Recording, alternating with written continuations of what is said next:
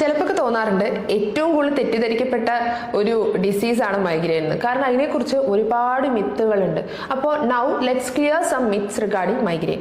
ആദ്യത്തെ എന്ന് പറയുന്നത് മൈഗ്രെയിൻ ജസ്റ്റ് ഒരു ഹെഡേക്ക് അല്ലേ എന്നുള്ളതാണ്. അല്ല കേട്ടോ, മൈഗ്രെയിൻ ഒരു ന്യൂറോളജിക്കൽ ഡിസോർഡർ ആണ്. അതിന് അതേ സീരിയസ്നെസ്സിൽ തന്നെ നമ്മൾ കൺസിഡർ ചെയ്യേണ്ട ഒരു സാധനമാണ്. രണ്ടാമത്തെ എന്ന് പറഞ്ഞാൽ മൈഗ്രെയിൻ ഏറ്റവും കൂടുതൽ വിമളിലാണ് കാണുക, അല്ലെങ്കിൽ വിമളിൽ മാത്രമല്ലേ കാണാറുള്ളതെന്ന്. വിമളിൽ മാത്രമല്ല, സ്ത്രീകളിലും മാത്രമല്ല മൈഗ്രെയിൻ കാണാറുള്ളത്. സ്ത്രീകളിലും പുരുഷന്മാരിലും ഒരുപോലെ കാണുന്നതാണ്. പക്ഷേ സ്ത്രീകളിൽ ഈ ഹോർമോൺ ഫ്ലക്ച്വേഷൻസ് ഒരുപാട് ഉള്ളത് കൊണ്ട് നമുക്ക് കൂടുതലായിട്ട് സ്ത്രീകളിൽ കാണുന്നു എന്നുള്ളതേ ഉള്ളൂ. അടുത്ത ഒരു മൈഗ്രെയിനെ കുറിച്ചുള്ള ഏറ്റവും വലിയൊരു മിത്താണ് സ്കാനിങ് റിപ്പോർട്ട്സ് ഒക്കെ നോർമലാണ്, അപ്പൊ പിന്നെ മൈഗ്രെയിൻ അല്ലല്ലോ എന്നുള്ളത്.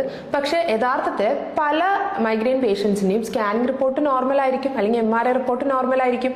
പക്ഷെ അവർക്ക് മൈഗ്രെയിൻ എന്ന് പറയുന്ന അസുഖം ഡയഗ്നോസ്ഡ് ആയിരിക്കും. അടുത്തതൊന്നാണ് സ്ട്രെസ് ആണ് മൈഗ്രെയിന്റെ മെയിൻ കോസ്.